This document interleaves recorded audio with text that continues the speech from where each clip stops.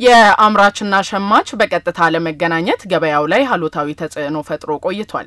በአምራቾችና ሸማቾች መካከል በነበረው ረጅም ሰንሰለት ምክንያትም ምርቱን ያቀረበም ሆነ ምርት ፈላጊ አካል በቀጥታ መገናኘት ሳይችል ጥቂት የማይባሉ ጊዜያት አልፈዋል። በዚህም ሳቢያ ነዋሪዎች ለጊዜ ብክነት፣ ጥራት ያለውን አቅርቦት ከማግኘት፣ ከዋጋ መመጣጠንና ተያያዥ ጉዳዮች ላይ ቅሬታ ሲያነሱ እንደነበር ይታወሳል። በመዲናችን አዲስ አበባ ይህንኑ ተደራራቢ ችግር እንደሚቀርፉ የታመነባቸው የገበያ ማዕከላት ቁጥር 5 ደርሰዋል። የላፍቶ ቁጥር 2 ሁለገብ የገበያ ማዕከል ደግሞ አንደኛው ነው። ኤኤምኤን ለአገልግሎት ክፍት በሆነው የገበያ ማዕከል ተገኝቶ ቅኝት አድርጓል። በዚህም የአምራቾችን እንዲሁም የሸማቾችን ስሜት መጋራት ችሏል። አምራቾች ከዚህ ቀደም የመደብ ቦታ ለማግኘት እንዲሁም በቀጥታ ከሸማቾች ጋር ግብይት ለመፈጸም አስቻይ ሁኔታ ባለመኖሩ ለኪሳራና እንግልት ሲዳረጉ መቆየታቸውን አስታውሰው በላፍቶ ቁጥር 2 ሁለገብ የገበያ ማዕከል ውስጥ ህጋዊ የሆነ ግብይት እንዲሳለጥ በመመቻቸቱ ቀድሞ የነበሩ ችግሮች እንደሚቀረፉም ነው የገለጹት። ከዚህ በፊት እዚህ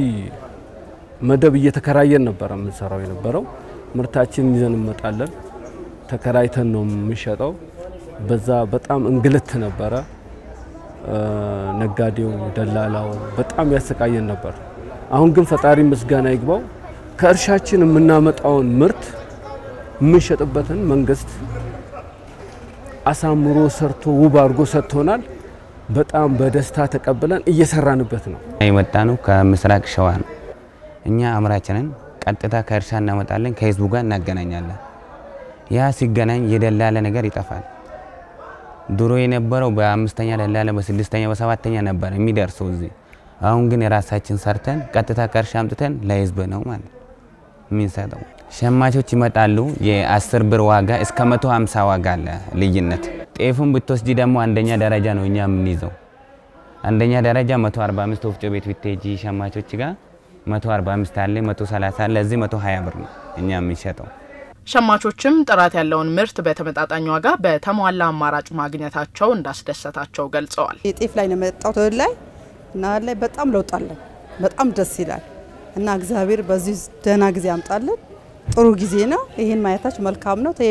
ተሌላ ቦታ ነገር ማለት ነው። ተሌላ ቦታ ነገር ላይ በጣም ለውጥ አለው። የ10 የ15 ለውጥ የ10 ለውጥ አለው። ይሄን ማየታች በጣም ጥሩ ነው። ደስ ይላል። በዚህ ይቀጥሉበት።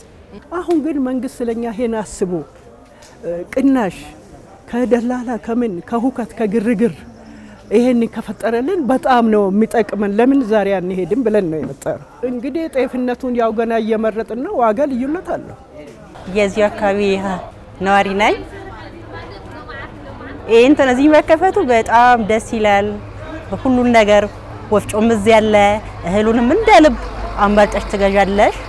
በጣም ደስ ይላል። ዋጋ ልዩነት በጣም አለ። የ15 ብር በ1 ኪሎ ላይ እስከ 15 ብር ለውጥ አለ።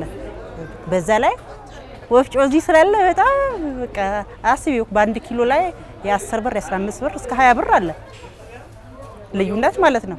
ማዕከሉ የአምራቹንም ሆነ የሸማቹን ጥያቄ የሚመልስ ፍትሃዊ የሆነ የግብይት ምህዳርን የሚፈጠር ነው ያሉት ደግሞ የላፍቶ ቁጥር 2 ሁለገብ የገበያ ማዕከል የኮሚቴ ሰብሳቢና አምራች አቶ ከማል ሰይድ ናቸው። አንድ አምራች በብዙ አመታት ስናርስ ነበረ፣ ብዙ እንግልት ሲደርስብን ነበረ፣ ስንከስር ነበረ። ምርቶቻችንን እናመርታለን ግን መሸጫ ቦታ አላገኘንም። አሁን በዚህ መንግስት ባመቻቸው የ5ቱ የገበያ ማዕከላት ውስጥ አንዱ ይሄ ነው። ላፍቶ ቁጥር 2 አትክልትና ፍራፍሬ እንዲሁም ሰብል መሸጫ ከተገነባልን ቀን ጀምሮ ምርቶቻችንን ሌሎች ገበሬዎችም ምርቶቻቸውን አምጥተው በቅናሽ ዋጋ ከ15 ከ20% ዲስካውንት አድርገው ለሸማቹ ቀጥታ ለሸማቹ እያቀረብን ነው። ይህ ማለት ምንድነው? የኑሮ ውድነትን ለመቀነስ ትልቅ ተስፋ አለው ማለት ነው። የላፍቶ ቁጥር 2 ሁለገብ የገበያ ማዕከል ተመርቆ ለአገልግሎት ክፍት መሆኑም ይታወቃል።